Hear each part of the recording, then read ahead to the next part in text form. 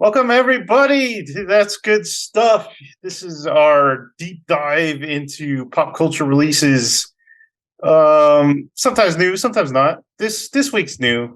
There's a zombie apocalypse happening on HBO, and we're here to talk about it. This breaking news coverage that for somehow HBO has monopolized, and they just cut out the broadcast networks. They're like, no, we're gonna take care of this. You guys keep talking about weird stuff on the news. So we are here. We are here. We talked about The Last of Us, the premiere episode, a little while ago, 2 weeks I think ago, maybe. So we're this time we're going to talk about episode 2 and episode 3. So we'll start with episode 2 because that makes the most sense. I want to go backwards. Okay, Michael wants to go backwards. I'll start with episode 9 or whatever. What do you think is going to happen in episode 9? No. So yeah, Michael, you want to go first and tell us what you thought of episode 2?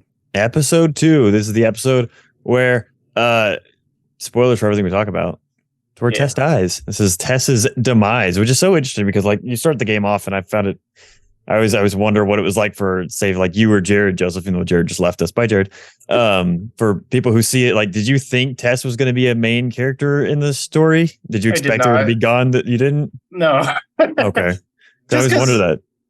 I don't know. The box cover shows Joel and Ellie and not other people. So I guess that is a good point. You never actually see her like in the promos or like continuation. It's just, oh, hey, it's about Joel and Ellie. And so, but yeah, playing the game, I didn't really think of the event. I was like, oh, she's already like out and gone. But anyway, but sorry for the beginning of this episode. I really enjoyed because we talked about on our last one how we felt it was very rushed with the, like she's immune. It's like, oh, they should make a bigger deal out of that.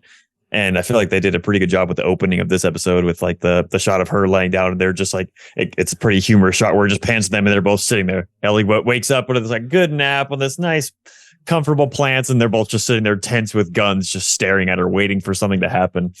And so then they go to that whole like kind of like fear and then trying to accept what's actually happening and deciding to continue on with the mission or the job of taking her where they need to go. But I like that. I thought it was pretty funny. Just the transition to them just staring. I don't know.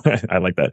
But I felt like I've had a problem with the show with this episode and the second episode with dialogue. One, I think there's too much dialogue. I don't think they sit with silences enough, like especially when they're traveling and moving. But the beginning of this episode, I actually did. I felt like the dialogue was pretty well paced, pretty good, and they don't. I'm kind of leaning toward the side where they overuse Ellie's kind of pestering nature too much in the show. In the game, I guess, I mean, in the game, you're also, you're moving around a lot more. You have a lot more kind of time to breathe and not have these interactions of, oh, hey, joke here. Oh, hey, snarky thing here. Oh, hey, I want a gun here. In the game, it feels a lot more spread out and a little more easy to digest. But in this, I feel like it's just like hammered over and over again in this episode and the second episode with her kind of them trying to build the ideas of her anyway. But I still really like her. I see that. So after that, then it's just kind of like they start to implant they change a few ideas going through the episode of the clickers themselves before we get to the actual clicker scene, which I thought was amazing. I thought they did a really great job with this scene. But they introduced the idea of like a hive mind, basically, where they all talk to each other. And so for people who play the game, that's not in the game at all. So that seems to be kind of taking over the spores, which you talked about in the first episode, because they aren't doing spores. They confirmed that they're not doing it. I guess because like explanation wise, it doesn't work. Something I heard they were saying that like with spores, like the likelihood of that actually wiping everyone out is way stronger. So to be believable and more like in a fiction factually correct, then the humans wouldn't have survived spores. I was like, oh, that's kind of interesting. So I decided to go with this whole hive mind idea instead. But I thought it was interesting. It's got Jared, what's up? Okay, sorry to interrupt, but no, since we're talking about like the cordyceps and stuff like that, I think a big issue me and Joseph have is kind of like their vulnerability to things, like because sometimes it just takes a knife to the face, sometimes it takes like a shot, but it's never like super clear. Is it clear in the game, like what you have to shoot? There's no like zombie headshot mode.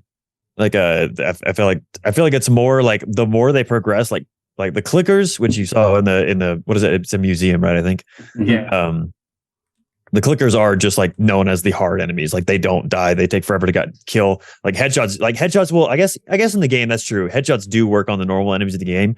But when they mutate like that, their brain, I don't know if it just like spreads or doesn't matter anymore. Like those things, you can't do headshots. It's just like basically you to destroy them and not like fire or anything like that, but just, do enough damage to shut them down. Usually the idea in the game is to just avoid them. Like it's like you don't really want to engage with them, but yeah, like even you can't stealth kill them either. Like it takes 2 shivs, I think. Doesn't it? I think it takes 2 shivs to kill. You can I think if they jump on you, you can shiv them, but I don't think it kills them. It just does like half damage to them, I think. It's been a minute, but they're definitely known as the stronger. So like the normal, like recently infected will be the weaker ones. They can die to headshots, but like the clickers, no, it's like, which I feel like they did really well in that scene to make it feel very bossish, was the fact that they struggle. Like it was just with 2 of them, they're just going crazy. Like normally with what we've seen them before, everything's fine, but these 2 gave such a difficult time for them. But I really liked how they did this scene. Well, I found it interesting. So I'm curious with you 2. I don't know if you knew about it before they were blind and they hear really well, but they can't see. To me, they have that line on the bridge with Ellie and Joel and Tess, and Ellie's like, "Oh, you guys hear about the ones that apparently can," she's kind of saying what they can do, like talk about it as though it's myth or whatever. And Joel and Tess are kind of quiet; they don't say anything. I felt like that was enough, but apparently the head of HBO, they were saying the podcast Troy Baker does, that she was like, "No, that wasn't clear to me at all. Like you have to add." So the scene where he tells Ellie, he puts his finger in his mouth, and he's like trying to sign language to her what the situation is. That was like reshoots after they were done filming. I was like, interesting. I didn't think of it as that difficult, but was that clear to you guys before he did that, or? Jerry kind of told me that their vision's based on hearing. And then I thought that scene did a good job of just getting it through. Yeah.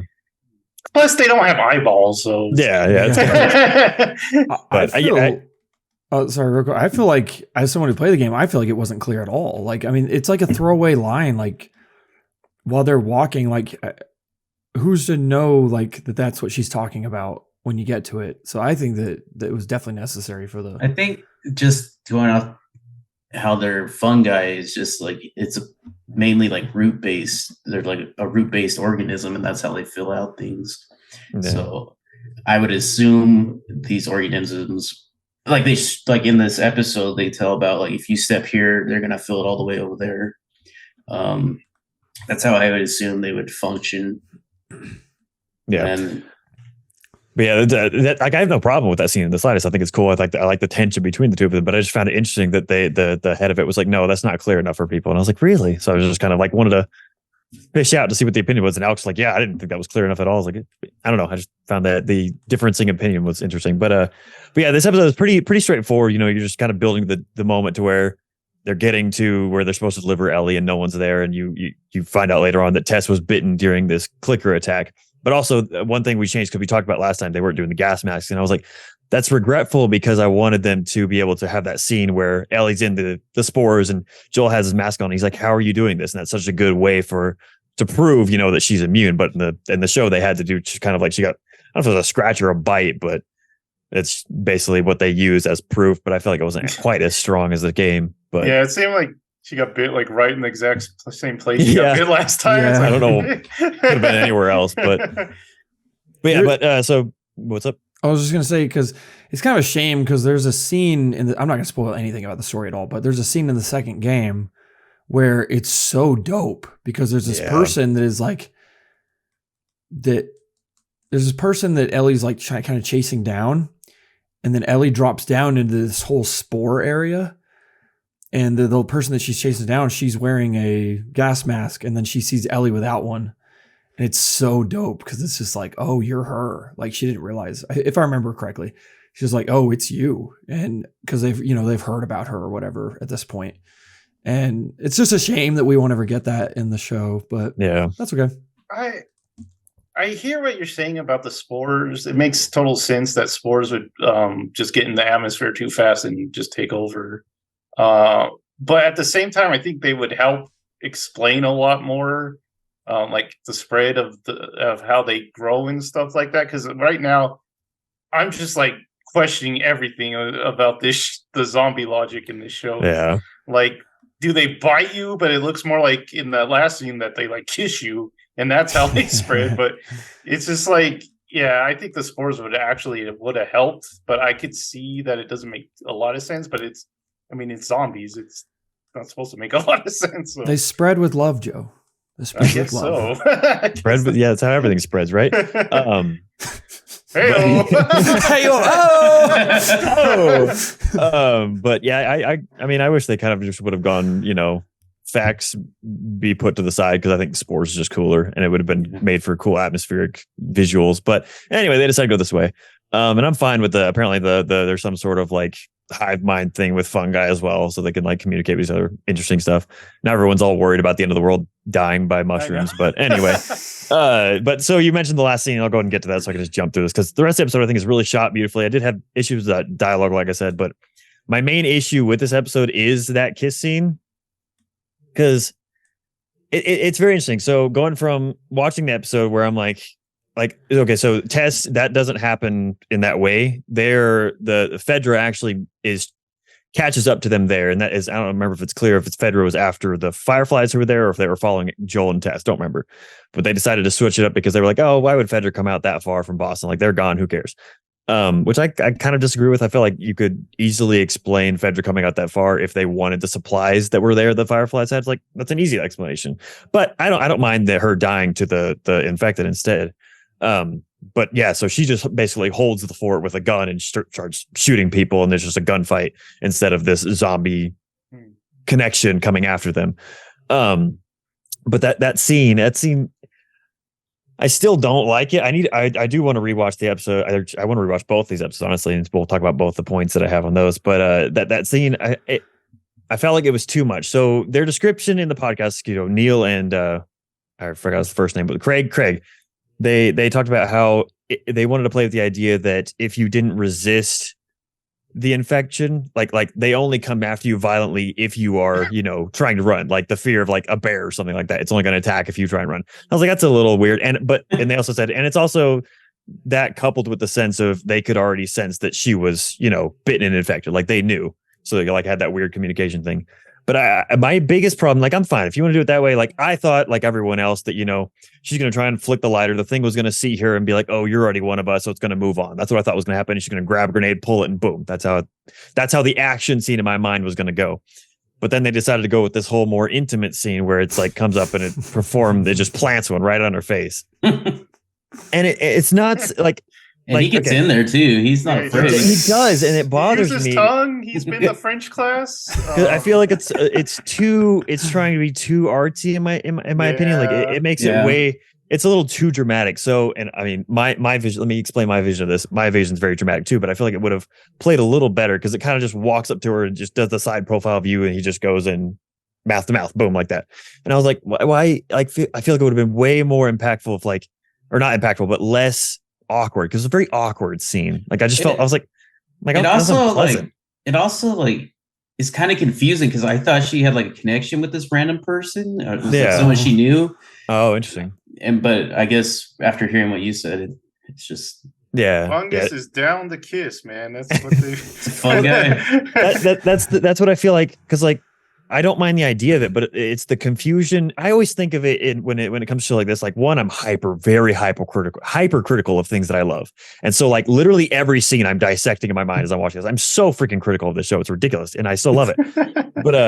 but I also try, whenever it's something I know very well, I try to put I'm like, how would someone else be seeing this? I want them to see this as good as it is, or it should be, and that it makes it seem like almost in that sense of that scene where it seems like Tess almost wanted that in a sense, and like it kind of like that was like, it didn't frighten her or weird or like alarm her or anything. And I feel like in that sense, if the scene was shot in my mind, I kept running it over and over again. I'm like, if they'd had the zombie sees her, it comes over, and then it shows the side profile of just her on the edge of the screen, like, and the screen's empty and it slowly comes into view, and then it opens its mouth and the stuff like it's whatever tendrils start coming out of its mouth, and as she's sitting there in fear, like a couple start coming out of her mouth, and like that kind of like the fear of like, oh crap, like she kind of like, and then they tangle together, and it's like, whoa. I don't even think it should have shown that. So after that happens and it just like starts moving out, then I feel like the profile should have gone behind his head, hidden that kind of like you can imagine it more, but it's not showing that weird like connection avatar stuff. And so it's behind his head, and you're just seeing like this half of the face, and then you see that the tear that she has roll down her cheek. Like, how cool would that have been? And then she clicks the lighter and it goes off. Like, I feel like that would have been so much more impactful, getting across like, hey, they have that, you know, peaceful way of going about spreading the things, but in that like the idea of like, I don't know exactly what the idea of it is, but less violent and in that sense. And I don't know, I just thought that I like in my mind, like I want it done that way. I want it more less, because it looked so voluntary to me. I guess that's a way to put it. And I don't like how voluntary it looked on her part, because she just kind of stands there, but I don't feel like it conveyed fear in a sense from her. So I feel like if that had come out of her mouth and like you just see the shock and then there's like that tear roll, I don't know.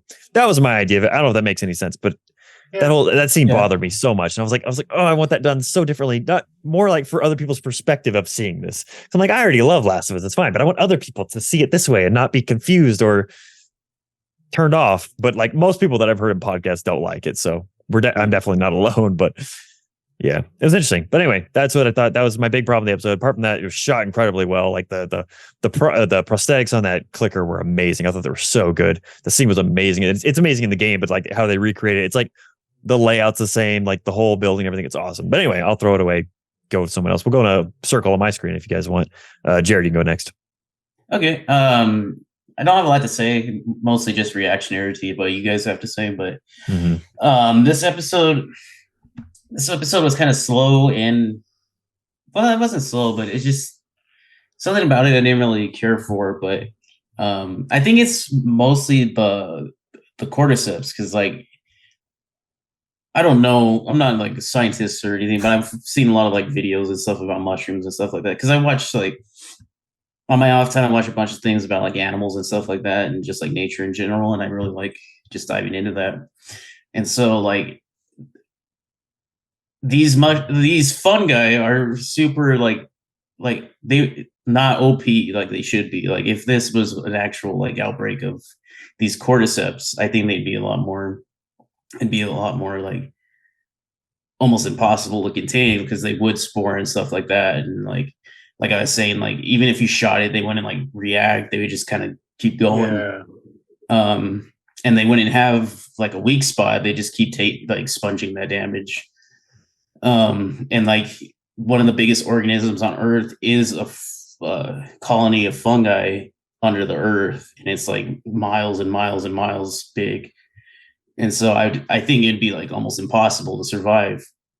And like you guys said, I shouldn't be bringing science into this, like real world science. It's just a zombie thing, but it's always in the back of my head, and I'm always questioning the show for it.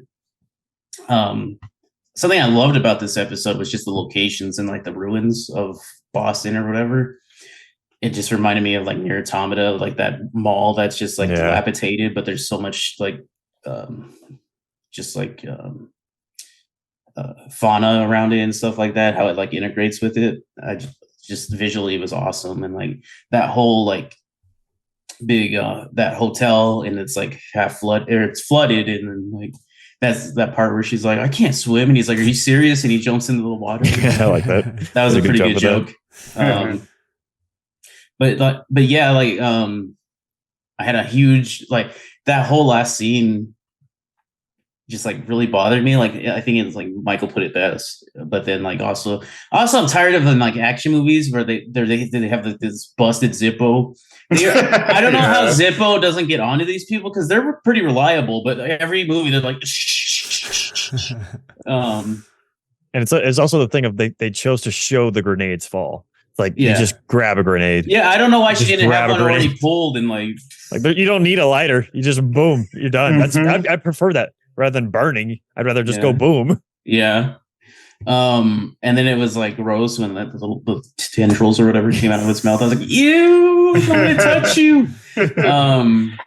But yeah, I didn't hate the episode, of course. There were some interesting things and some cool shots and stuff like that, like the whole fight with the clickers in the museum. That was really cool. And you finally get to see like how how like ravenous these things are and how dangerous they can be. With just two, imagine like a whole horde. It's pretty cool to see. But yeah, just that's the only things I can remember about this episode. So I'll throw it to Alex and see what he thinks. Okay. First You're off, muted. Michael, Oh, never mind. Thought Michael, you were muted. First off, you got to stop. I thought you were. Oh my God. You kept pausing, and I was like, "You're not muted. I'm fine." First off, you got to stop saying that I'm gonna go in a circle on my screen because all of our screens are different. You say Jared's next, and we have no sorry. clue who's next on your screen. I'm sorry. I said I'm going to go in a circle. I just didn't mean you had to continue it. Just kidding. But yeah, this episode is like, at least it's like the shortest one. Cause like I look back on it and I'm like, I don't like, there's not a lot that happens in this episode. Yeah. My biggest problem with, I think I go back and forth on the kiss thing because I think it's certainly strange. And maybe I need to watch it again. Because I'll talk about this in this episode and in the next one where like, kind of like where to draw the line between like, I guess artsy fartsy and realistic, I guess. But, cause initially I was just like realistic. I don't care about this artsy fartsy stuff, but then I don't know, I go back and forth, but I would say some of the biggest problem that I have with this episode and even the next one is, and some of the people that were watching it with us didn't agree with me, but pretty much I'm very picky about exposition. Extremely picky, where it's like anytime the exposition starts coming in, it takes me out of it. And I'm like, oh, this is the writer telling me that I should know this. And when Anna Torv's character, Tess, they're on the bridge walking and she's kind of explaining some things to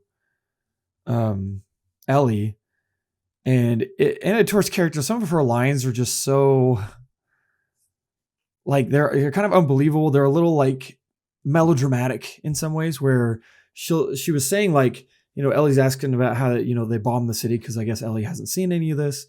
And then Anna Torv, she gets all, you know, melodramatic. She's like, yeah, they bombed big cities to stop the spread. She's like, it worked here, but it didn't work in a lot of other places. And it's like, oh my gosh. And it just feels so like people wouldn't say it to me, and this is all subjective, of course, but like, to me, it's like if someone asked me, I'd be like, yeah, they tried to, you know, bomb the place to stop it. And it kind of worked. So, but I agree with you. It felt very like tutorial section of a game. Like it's explaining, but you also have to like keep walking and like, yeah, I felt the same exact way. I'll talk about it more because that's my major complaint with this episode, or both the episodes actually. So I'll let you finish. Me too. I have a complaint too about later although Michael made it better with the third episode, my complaint. So I think this one's a little bit more egregious in a way, and it's not terrible. It's not like, oh geez, it's not like watching Avatar where the exposition's literally over the footage, you know. Terrible, but yeah, I feel like the only reason they put that line in, like when I first watched it, I see what you're saying, but mine was to connect it to the sense of like they had that, you know, the intro with that lady and where I don't remember what the heck place it was, but she's like the fungi doctor lady that went in and she's like, oh, you Indonesia, by the end, you know, she's like yeah, we need to bomb this place and everyone in it now. And like, you know, she lives there, her family lives there, everyone lives there. And so I feel like that the only reason that line was thrown in was less of like information sending to Ellie, but more of like letting the audience know, hey, they ended up doing this everywhere because it was widespread, and it's more of like world building rather than information for Ellie. Yeah, and I get that because I think that opening was awesome. But here's the thing: I'm not saying I could do any better because I literally think that what I'm talking about is it's got to be one of the most difficult things in writing. How do you convey information in a way that seems natural that people would actually give that information? Because I think I'm so picky about dialogue, and I'm not saying I'm right. It's just the way I feel about it. And I can't help it. Where it's like, if things don't feel natural to me, I don't buy it. Where it's like, I'm not going around like my life telling people that were born after 9/11 being like, yeah, this happened to us. And, you know, whatever. Like, I'm not telling them that. Like, I might tell them maybe it would work better if she told her personal experience. Cause that's what I do when I talk about 9/11. I'm like, here I was at this time, you know, cause everyone's narcissistic in the world. I'm going to talk about my experience with 9/11, you know? So like, but, anyway, so there was that, and then later on, there's a line where she tells Joel like, this one might be fine, but it's kind of like she kind of lays it thick on like, oh, Joel, we're not good people, and this can make up for it. Like it's like, I just don't buy it all the time. Where it's like, Yeah. if you're really not a good person, and you have to be tough and strong to survive, like, are you really going around saying like, yeah, I'm not a good person? It felt a little like showy to me. But especially anyway. that end part where she's like, you have to live and make up for what we did or whatever. Yeah, because it's like, I mean, if you're really that guilt driven by what you did, like, yeah, you would change. You would stop or something. I don't know. Maybe I'm wrong. Yeah, I prefer in the game in that last scene you're talking about, Joseph, because like in that scene she's more like almost manipulating him to do it in the sense of like, because in the show they actually show them in bed together laying down, but in the game they just barely alluded they were any sort of intimately involved. And so in the game it's just more of like, she's like, if there was ever anything between us, do this for me. Like, I don't care about what you want, do it for me. And so I much preferred that sense rather than like, hey, do it to make our consciences better. Yeah. And it is kind of funny that the game sometimes has much more subtle dialogue. Not that it always does. There's a particular part in the second game that I think that dialogue is really, really bad. But anyway, so yeah, I'm picky about stuff like that. But yeah, it was just funny because I feel like I'm less picky on the kiss because it's just so weird. It's very weird. I just still don't know really how to feel about it because it is poetic in a way, but it's like, I don't know, whatever. I'm not going to talk about that. But yeah, overall, I think the episode's pretty good. I just think it's kind of just like, it's probably a necessary episode, I guess, but it felt like an episode just to kill her off. So, but I thought it was good. Good visuals, in my opinion, like you guys were talking about. So that is where I kind of wonder if they should have split these episodes differently, to where like episode 1 ends with them still in Boston quarantine zone and they're still working, and then episode 2 begins with them going to get Ellie, or unknowingly going to get Ellie, and then you get the whole progression of that. Then there'd be a little more than just her death in the episode, even balancing it out. The only thing though is you wouldn't have Joel and Ellie meet in the first episode, which I'm not necessarily saying you would have to do that, but whatever. But anyway, Joe, what'd you think? Okay, so I thought this was an improvement on the first episode. I think that's crazy. The first episode is still my absolute favorite of them. So okay. Anyway, sorry. So I hear that, especially for someone who played the game. I mean, you're seeing the game come to life. And I think that's a cool experience. But for me, this improved on some stuff. Like you said, the visuals are good. The way it starts, where they're in that building, but like the sun is somehow like shining in that little hole, and it's just like putting a spotlight on her. That's pretty cool, and you see the growth and stuff like that. I like the beginning, but I didn't like the beginning. The Indonesia stuff, and it made it even worse. In that scene you're talking about, where they're talking about the bombs, because I think you could have cut that scene to like 5 minutes. Well, I mean, I don't know why we need a professor to tell us policy. She's basically making policy for them to drop the bombs on them. When usually it'd be like general, and then they would just come in and it'd be like, what should we do? And this is my opinion. But anyway, I thought that went on too long. I really dislike that scene after the scene where she tells her about the bombs, because they just told us that. They just told us. I mean, you had a scene where she's like, drop bombs on the city, do it now. And then they just replay that conversation. It's like, they drop bombs on all the cities. It ruined that. It ruined any sense of like drama in the beginning scene to that scene.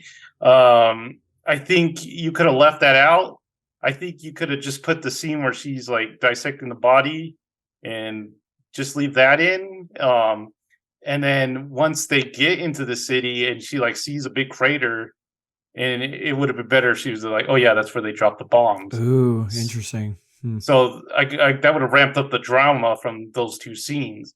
But I think it ended up ruining the later scene in that beginning scene. And I'm sensing a trend when I went to the third episode from this episode, is the they're having trouble with the old rule of showing and not telling. The writers really just want to tell everything when they should focus on showing stuff more. And that's like writing 101. Apparently, from what Michael was saying, the studio is probably like afraid to do that because no one or someone will misunderstand or not trusting the audience enough. Yeah.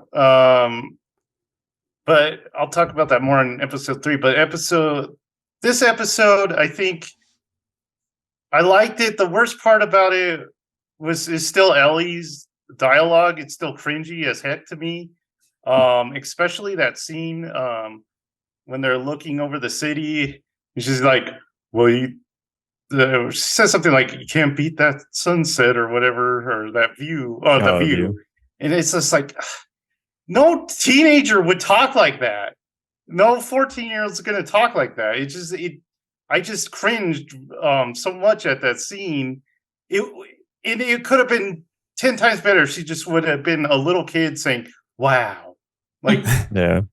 She's like a kid that's never seen the outside before. It should just like be awe-inspiring, and it should just she should lack for words seeing that. But instead, we have to get her saying, "Oh, we got to get smart Alec Ellie," and I just can't take smart Alec Ellie, man. What I wouldn't do for Grogu right now because he doesn't talk. Because what I've seen of the games, she does act more like a more natural kid. She's definitely more like wide-eyed, more innocent, more like in the show. She's like, yeah, it's like she's trying to put on, like I talked about last episode, put on a show of being tougher than what she is. So it is interesting, but yeah, it's that's a good point though. I like that. I was gonna say it's like they're over. It's like they're trying to take all the dialogue. Like there are so many dialogue lines from Ellie in that portion of the game. When that portion of the game is going to take you hours and hours to get through, and we are in this in 55 minutes. It's like, okay, not maybe hours and hours, but like at least a couple hours. And it's like you don't need to put all, like I said, they don't trust silence enough. Mm-hmm. It's like someone always has to be saying something. Like you're overdoing. I feel like they're definitely, especially with Ellie, they're overdoing it. Like just hold back a little bit, chill out. Yeah, they're not letting like the story tell itself. They're trying to tell the story, and it's weird. And even in Ellie, I don't know, is her performance just not natural or something? Because like in episode 3, when she goes down into that hole, which could be cool because I thought episode 3 was a real improvement with her. Because I do think that they have better chemistry. Her and Pedro Pascal have better chemistry when they're alone. Yeah. I don't think she works with the other characters.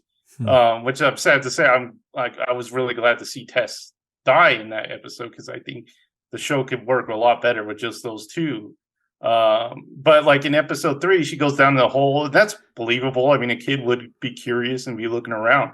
But she's so creepy with that, like the knife, and she's slicing into the zombie. So I have a question on that because I'm the only one that's had my perspective of it so far, and you kind of need to know the game to have my perspective.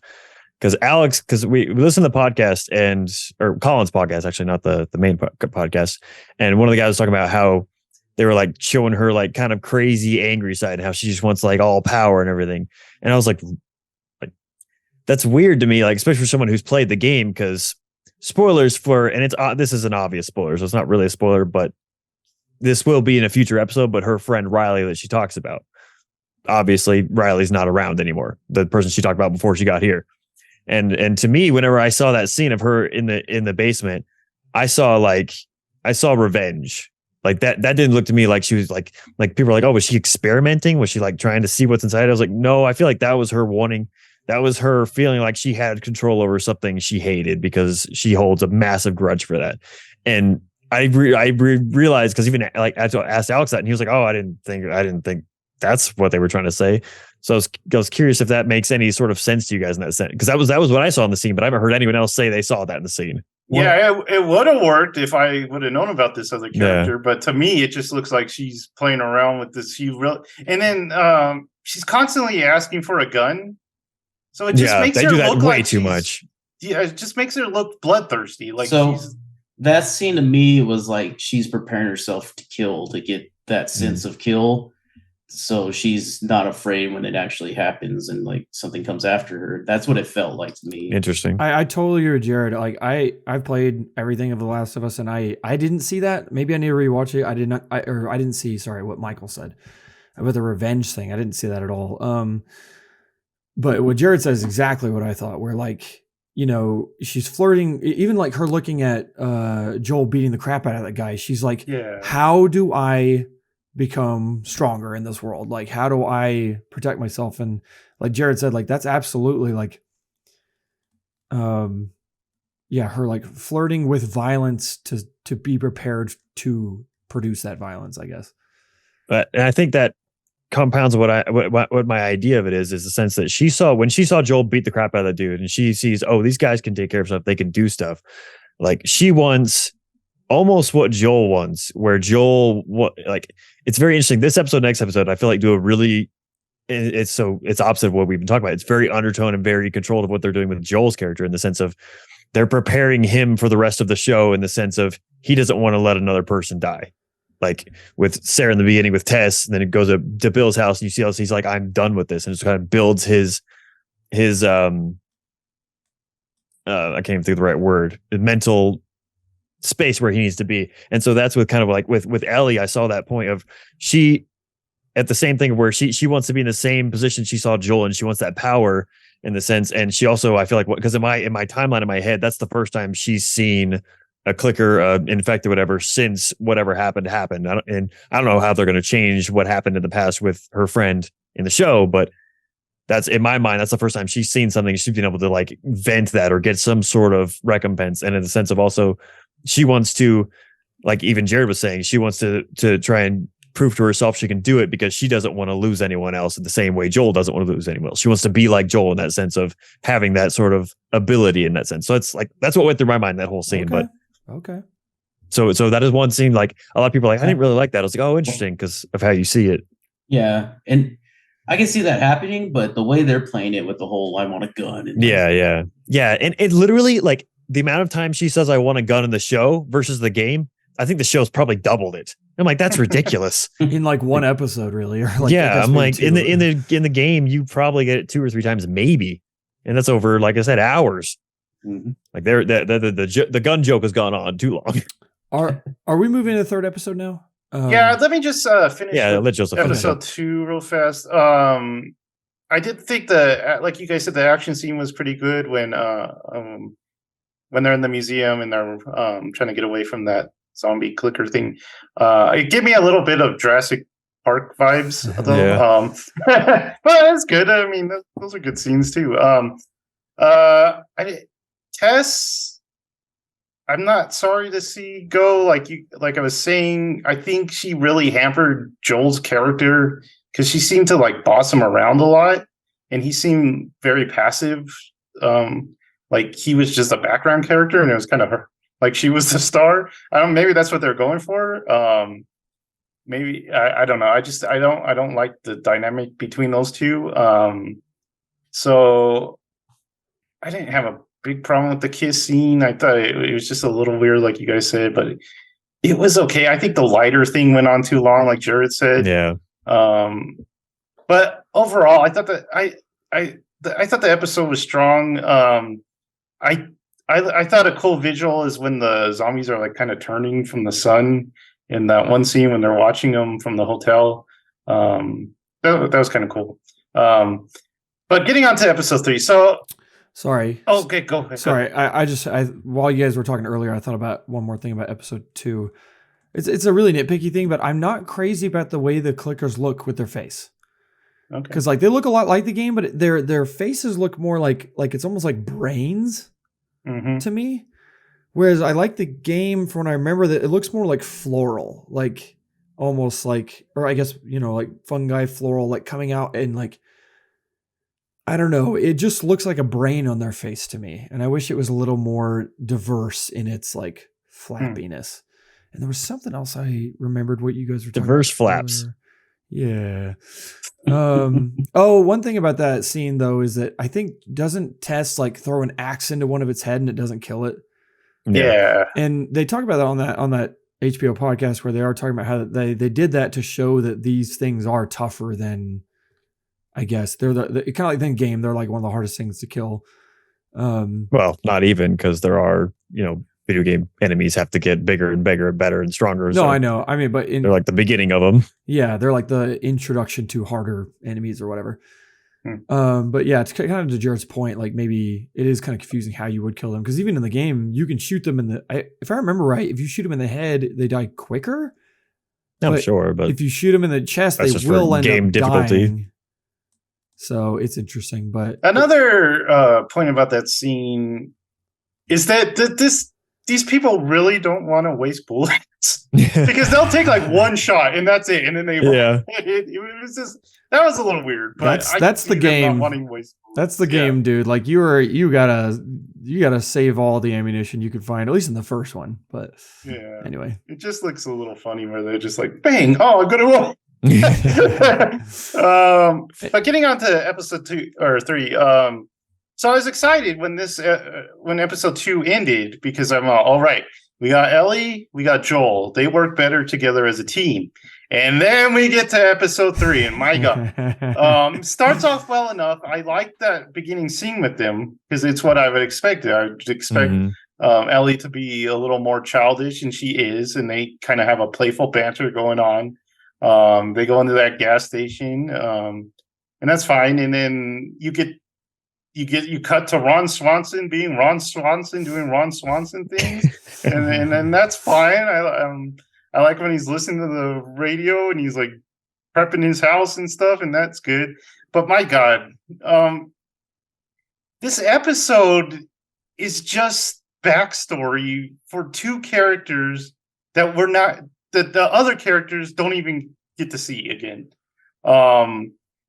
You could have cut this episode down to 10 minutes. You could have had Joel go into that house and be like, where are they? And then like open the door, find 2 skeletons there. Ellie reads the letter and it's like, okay, let's go. Because it just baffles me that they did this episode about 2 side characters that have like no effect on the story anymore. And I can totally see like a show like Breaking Bad doing this story in like season 3, season 4, or something like that. But this is the 3rd episode of this show, and they're only like 10 miles from Boston. Mm-hmm. I want them to be like in Illinois already. I want some story progress before you do an episode like this. If you take the episode alone, it's fine. It tells a good story. It tells a good like apocalypse zombie story. It's fine. If this was like zombie shorts on HBO, I'd be fine with it. But this is The Last of Us, and I want Joel and Ellie's story, and I have to wait another episode. So that was my main problem with this episode. Is just it doesn't move the story for me the way I want it to. I mean, we should be farther than 10 miles away from Boston right now in episode 3. That's my opinion. So why don't we go back to Michael and he can talk about episode 3. Yeah, it's such an interesting thing because it's like, because I don't know if you guys know, this is nothing like the game at all. Like, so the game, you run into Bill's alive. They allude to him being partners with Frank, but you find Frank who hung himself because he left Bill after a fight and got bit. So he hung himself in a house, and that's how you find out where Frank is. So that's the story of that. So you're the one going through the traps. Like there's a whole action scene where you get strung up in one of his traps. You're trying to shoot zombies while Ellie gets you down and everything like that. It's a very action-packed segment of the game.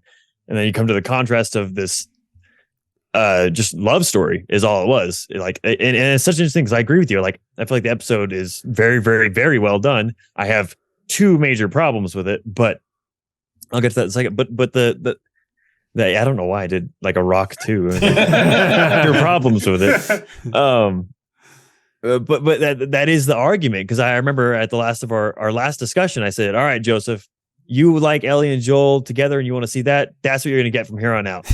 I can't promise that to you anymore, because that should be what it is. That should have been where we went forward was, hey, it's just Ellie and Joel going through their thing, but it's strange. And I guess there was kind of hints of it with their cold opens, like the Indonesia thing and the initial news thing. They keep wanting to tell wider stories that honestly, like you said, don't really matter to what the overarching plot of the season will be, or should be, or is of the game, is Ellie and Joel. Like the beginning Indonesia thing, we don't need to know that at all. It's in the game. There's a lot more of that show don't tell. Like, hey, you see this all around you, but we're not going to explain anything to you. Like they don't explain literally. Like the only times you get this kind of info is in the papers you pick up if you read them. Yeah, that's what it totally feels like. It should have been a paper on like the bed or something that you could read. But that being said, I feel like this being and I that is a very interesting point, and I completely agree with you with what you said. It being like, because the director Craig Mazin does bring up Vince Gilligan a lot. Like he talks about you can tell he definitely idolizes him and appreciates what he does. But you saying that sense of it, like I could totally see that a Breaking Bad episode. Hey, Walt and Jesse find this one thing, and then it's like, then it tells the story of how they found it. Comes back to the end of the episode. And that gives you the backstory of it. You can move forward. That happens. But that's with definitely Gus Fring in Mexico. Yeah. They do that. In that show, so. Yeah, and so that makes so much sense. You saying that. So I wonder. I mean, you couldn't have done this episode later, but I don't know. That's such a difficult thing to balance in the sense of we haven't established like to us, or to me, I didn't think of it in that sense because I like the characters have been established for me. I see that, and so seeing this as a backstory of this is what their life was like. That's very interesting. But to people who like you two who have never seen anything, you're like, we have no connection. Like we don't have our Walt and Jesse that we're going with, and then here's some building up to that. That's a very good point.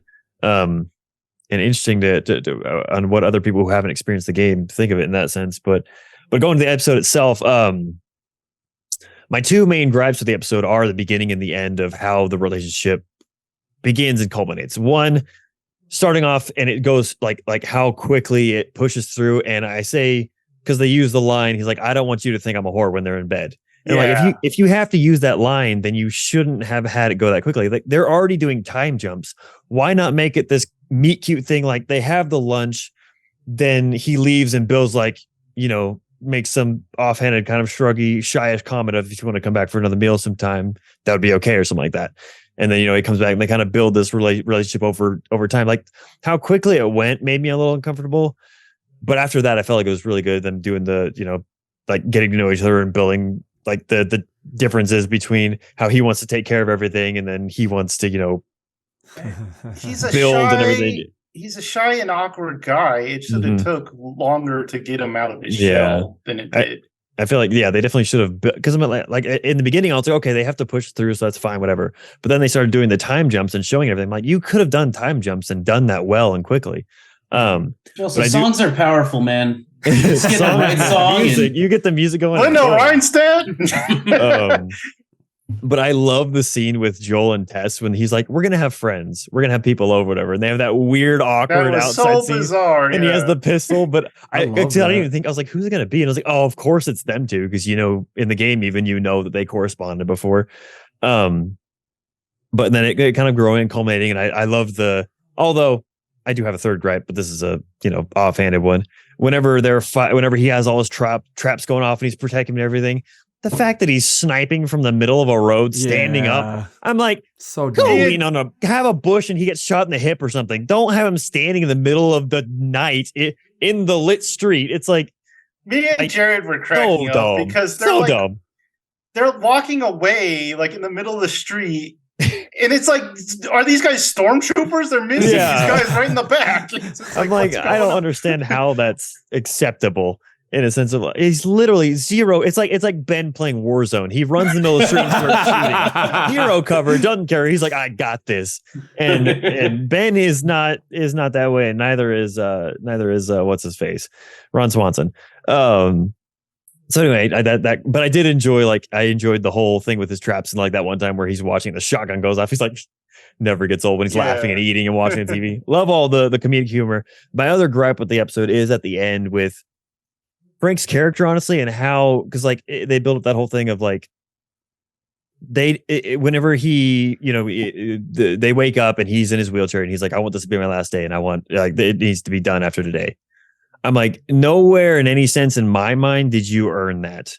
Like they didn't show they only showed him struggle in the sense of he couldn't lift it. I mean, they had little things where he couldn't lift his cup, he took the sip. But for me to be comfortable with that, I needed to see him in pain. I needed to see him justified in the sense of, hey, I can't do this anymore because I am extremely struggling. But to me, it was like you're in a wheelchair and you're still living with the person you love.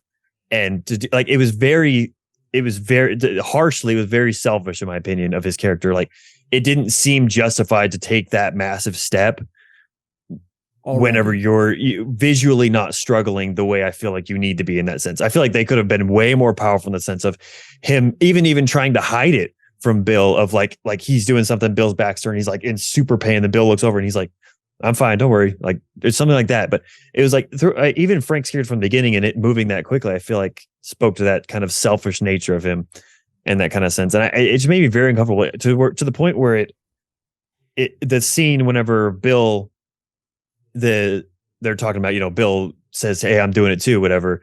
And Bill says the line, he said, this isn't the tragic suicide of whatever at the end of he says at the end there. Like in my mind, I confused that. He was in that line, he's talking about himself. He's like, I'm not doing the tragic suicide of that. He's like, I've lived a happy life. But in my mind, I immediately confused it with him telling Frank, hey, you're not getting this tragic suicide alone, whatever. Like I was so warped in my opinion of him not earning this ending by showing us what was going on, that I confused it, where I thought he was like angry with Frank when really he was saying, I'm not doing this thing. I'm not making an artistic or like the dramatic suicide, whatever. I can't remember exactly what the lines were. And him talking about himself in the sense he's like, I'm happy, we're okay, this is fine, I'm okay to go with you and we can do this together. I was so confused. I thought he was angry at that point with Frank, and I feel like that was very bad conveyance to the audience it was so the necessity of it. I feel like that there was no necessity conveyed to us that he needed this when there really should have been. It was so ill conveyed. Like I had no idea the whole episode that he had anything like wrong with him. Yeah. And like when Bill got shot, I was like, wait, didn't Bill get shot? Because he was in the wheelchair in the next scene. I was like, wait, I thought Bill was the injured one. Well, that was a little more intentional because there was a massive time jump after that. Because you think, because I feel like I actually liked how they did that, because it's like, oh, you think, because Bill at the beginning of that scene or that timeline, Bill says, hey, I know I'm the old one, because they have that run. And he's like, I know I'm the old one. They're talking about that, you kind of leading to the point of someone's going to go first. And so they kind of flip it after that scene of him getting shot. They're like, oh, now you have, they said the podcast is like MS or ALS or something like that, early onset or something like that. And I actually liked how they flipped it like that, because there was that massive, and I felt like they did I want to shout out the makeup department, the whatever that did like all of their old costume, seems like a weird word to say that, but the old look that they had, I feel like it was done really well to make them aged up. But that really confused me though, because like how many years go by? There were like 7. So they met in like between the start of the apocalypse in that was like 16 to 20 years or something like that. I can't remember when exactly the first one, but it was. They look ancient, yeah, and they're over there living in a house. Joel doesn't look like he aged all that much. Yeah, true. Yeah, because it is 20 years. It's 20 years. Yeah, he has some gray hair, but he's still. I don't know. Maybe fighting zombies make you a little more spry than living in the house. I guess I don't know. Yeah, I guess they kind of do play with the ages there a little drastically, because it is the 20 years, because they meet when the apocalypse basically happens. I guess it was probably even after that, because Bill had been alone for a while, but then like they die very, very recently to Ellie and Joel coming up there. So, but anyway, so that was my biggest issue with the episode. Like I love the episode. I thought it was the performance, Bill or freaking Ron Swanson, with I drawn a blank on his actual name. Nick Offerman. Nick Offerman. There you go. Incredible. I thought his conveyance of that character was so well done. I loved it, but yeah, I could not help but feel uncomfortable with that ending scenario with me. I was like, it just didn't sit right. It wasn't. Earned feels so weird to say, but to have that kind of necessity to want to go out that way, it's like you need to earn that, and I don't feel like they conveyed that enough. But apart from that, I really did it. It was a beautiful episode, but yeah. Anyway, we can go on to Gerard. My thoughts on this was like, this was a great short film. It's a great love story, like in an apocalyptic world, and I think it would have been a better just like anthology, like Joseph was saying, anthology zombie episode of something. It felt very out of place in The Last of Us. It was very unnecessary. Like you guys were saying, I just want to stick with these two characters, Joel and Ellie. And this episode scared me to death because it's feeling like I was saying earlier, Walking Dead, where we were just getting random characters' history in the apocalypse. I don't want that. I really don't want flashbacks of characters and their history with this apocalypse. I want Joel and Ellie just to live through it. And I feel like they might do this again with like Tess or something, like have a history with her and Joel, and I'm really not looking forward to that. It's almost like they're turning it into a framing story. Like they're going on these journeys, but then they're going to talk about like it's like Joel Ellie in the background. Stories. Yeah. So, with the stories that I can think of that are left, because the game, like I said before, does take the segment kind of approach where it tells stories with people they meet along the way or individual instances or occurrences they happen. I hope they don't. The only other one will be, I know we're getting Ellie's past. There will be an episode about Ellie's past. Apart from that, I'm hoping they don't try and add anything to anyone else's thing that I can think of, because all of it is really in the moment stuff. Yeah. But they, like I said, they drastically changed Bills, so who knows?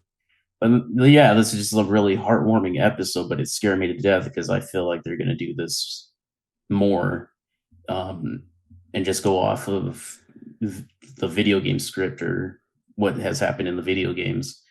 Like I feel like they're going to do this with Joel's brother, like what he's been doing. I feel like they're going to do it with Tess because we had this character and we didn't really know her that well. I don't know. It was very scary to me. Like I just really don't want that. But the episode itself was, like I said, heartwarming. It was cool seeing Nick Offerman prep for this apocalypse. It was cool. They just grew strawberries, and you don't think about like, man, that would be nice, like after just having vegetables and meat and stuff like that. But and then it didn't really like upset me as much as it did Michael, like the whole ending. It just because like I need a lot of time with shows to fill anything for characters. And if I just get like one episode, and like I talked about this in our anime podcast, like there's a Made in Abyss movie. They introduce a character they want you to feel for this character, and she has like this tragic story. I don't care. I've known her for like 40 minutes. Like, I don't give a crap. Yeah, that's how I felt about the first episode too, with Joel's daughter. It's like everyone I'm hearing from the internet, it's like, oh man, this scene was so great. It was so emotional. But I was like, I didn't really know her that well. So it's just like, it didn't affect me as much as other people. I might be too harsh in the apocalypse, but I don't care unless I know you. Like, but no, it was like this would have been an awesome short film or like just like a standalone thing. But in My Last of Us, I didn't want it. It was just a waste of time. One thing I wanted to add was like this is one moment where Ellie's dialogue cringed the crap out of me, and I was just like gross when she saw like the arcade cabinet, and she was just like, oh yeah. It was like not only like did they want to say video games because this is a video game thing, but she was just so cringy in that. But that's all my thoughts on this episode. I did want to mention before Alex goes, I finally like we've talked about before the last episode and this episode, I feel like they're just way overdoing Ellie. But at the end of this episode, whenever she gets in the car and she's like, it's like a space. I love that whole scene. Like, that's what the game is all the time. And I'm like, we need that kind of interaction, that kind of like when he's like seatbelts and she's like, what? It was so well done. I was like, that's what I want the whole time. So I hope we're getting there. I really do. Yeah. Alex. Yeah. God, man, that's the hardest I've ever had to keep my mouth shut during a podcast my entire life.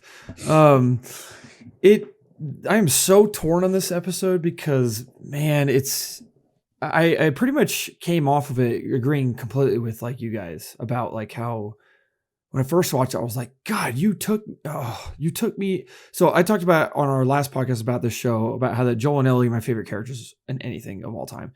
So I'm like, you took an entire episode away from like Joe, I think was saying, like a 9-episode show. You took like over 10% of the show away from me, like from Joel and Ellie. It's like, so initially I was just like, it was great. Like, I totally agree. Like, I think that the love story is actually like I totally get what Jared's saying about how you don't spend a lot of time with them, so you don't feel anything. But I think they did, and I'm sure you agree, Jared. They did an excellent time with the time or an excellent job with the time that they gave with these characters to make you care. So I bought it. Well, real quick, let me just say some of the things that like Michael said. I totally agree about the way they get into their love way too quickly. And then he brought me around to thinking the way he thinks about the ending with them, because initially I was just like, nah, I don't really think that. And then he told me about his view of it, and I was like, yeah, I actually think you're right. But what's up, Michael? To clarify, because Jared was saying that he didn't care about the people, or like even Joseph, and it wasn't so much even the people committing suicide that was bothering me. It was because that episode's very much about, you know, homosexuality, and like Colin's girlfriend, I guess she lived in the area where they are, and she was saying how that according to the timeline of the show, like gay marriage wasn't legalized until 2004. So the world went to crap a year before that was even legalized. So, and I feel like they put such a careful focus on the homosexuality and making it, you know, showing the love between two people, that I'm like, there wasn't enough care shown on another very sensitive subject, which is suicide. Like it's the juxtaposition of the two concerns of very, very heavy stuff to talk about in society is, you know, like homophobia, like they're trying to like, hey, these are just people, you know, this is people in love. And then also, and I just don't feel like they did justice to, if they're going to bring that sort of topic into an episode, they need to treat it with the same care. Like that's what bothered me. It wasn't like the people or like me caring, oh, blah, blah, blah. But I just want to just clarify what part of it bothered me. Yeah, that's a really good point, because it does almost say that to avoid pain, suicide is a valid way out, kind of thing. Kind of. Suicide is a very complicated topic. So I'm not saying it's black and white, and I'm not saying you are either, but you are right. It did just kind of flagrantly throw that out as like a valid option. But anyway, so Michael did bring me around to come and think about that ending. Because my argument initially was like, well, he's like just trying to have a great last day before all this hits him, before all the pain, before all the suffering. But I do think that Michael's right. I think it's a little too premature and not earned.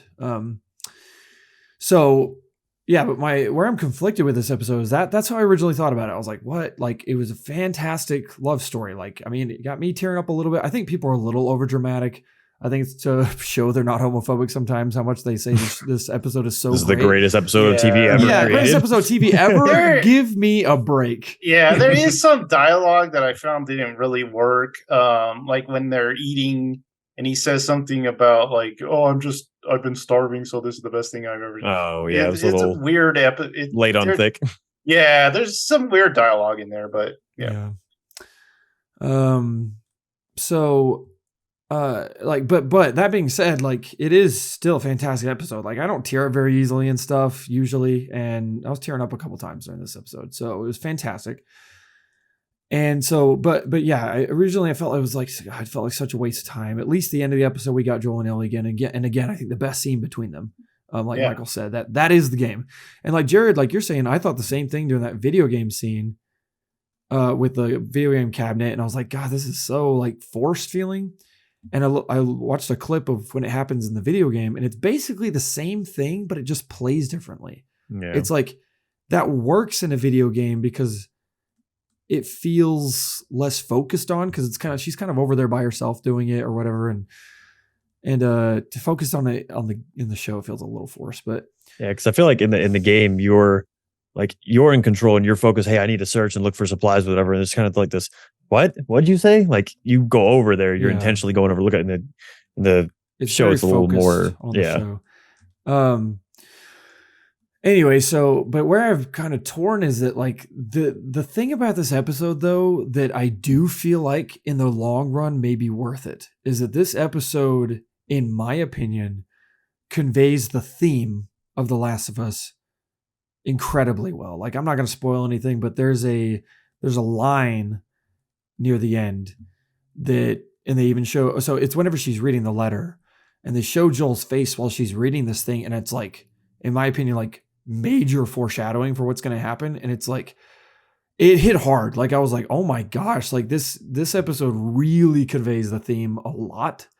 So that's why I'm really torn, because man, I forgot to talk about the whole letter thing and Joel like hearing what he said. Yeah. And like he needs that moment alone outside. I thought that was a great scene. Yeah. Like, he was And just Well, go ahead. go ahead, Michael.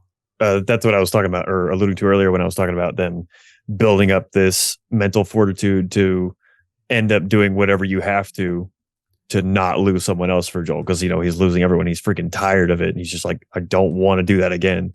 Yeah. It's So I did have a problem with at the end where he's like, "Find Joel. Joel will protect you." It's like, why? You haven't established that. Why would Joel care? And then he goes to the gate and he like knows the code for the gate. Why does he know the code for the gate? You think that guy would be more protective? What do you mean though? Because they established that with their relationship where they started trading and they started like. But that ends with them not ending up working together. He's just like, oh, well, that was the beginning. Like they kind of, I feel like they were trying to hint to the fact that it continued on over time, that they continued, because like even, I'm trying to remember what exactly it was. There was one thing they got from him that they spoke to recently in the timeline of showing that they had been trading with them over time. Oh yeah, the strawberries. Yeah, Oh, she was like, I just traded the guns for that. Yeah. it just seemed like it just ended, that like their interaction kind of ended on that scene, because he was like, I forget what he says. He warns him about something About his People will fence be coming. degrading. Yeah, so it seems like that's where that relationship kind of ended, was right there. But To me, it definitely didn't seem that way, because like Joel kind of does have that like, or sorry, not Joel, Bill, Nick Offerman's character has that kind of look where he recognizes truth in Joel's words. And to me, it rung true where like it was kind of implied that relationship continued, especially because at the end of the episode, Joel goes there and like you said, has the key code. And like, to me, that definitely seemed the case, but it's also very different than the game. But, well, one thing I did want to say about the letter thing too, that I feel like Ellie or Bella Ramsey's performance as Ellie really showed through, is when she pauses before reading the Tessa line, where it says "protect Tess" or whatever, and then they show it written or whatever. I thought she did an excellent job with that. And her laugh, that made me laugh. Anyway, so I'm very torn with this episode, but that being said, I don't want this again. Like Jared said, like we have 9 episodes to get through this entire game. Like, show me, and I get that, there's not necessarily like a need to retell exactly the game. Like we have the game. So like expanding on it's fine. That's why I like the Indonesia thing. That's why I like the opening of the first one, but I don't want a ton of it, to be honest, because I feel like the story, in my opinion, like, and I'm a character person. That's just why I am in everything. I care about characters more than plot almost always. And whereas some people are the opposite, like Colin from Sacred Symbols talks about how he's the opposite. He likes lore and stuff way more than characters. And for me, that's just not me. Like, I think that the point in telling the story is Joel and Ellie. It's like it's like I mentioned on the first podcast with you guys, where like, I don't think about the infected. I don't think about the apocalypse when I think about the story of this game. I do not think about it, at least initially. I think, and the fact that it's an apocalypse, we can infer like what happened to certain characters in that time. Yeah, even like Joel and Tess, of like how bad they were, you can kind of infer what they did. Because that info, like, to me, like how the outbreak started, how it went, and everything, it doesn't really matter to me. I'm like, who cares? Like, but that's me, because I'm just like, I just want to be with Joel and Ellie, because that is the point of this story. I don't care what anyone says. I think Neil Druckmann would tell you the exact same thing. The point is the relationship between these two, and basically what love does. In my right now, it feels like the show doesn't like its 2 main characters. I know. I know. It's like you're saying, like Breaking Bad, if you did this in season 3 or 4, fine.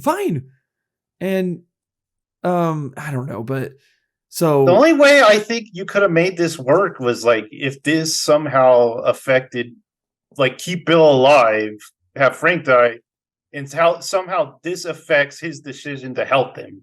Yeah. Like maybe he doesn't let him in because he's hurt or something, or maybe he does help them because that's what Frank would have wanted.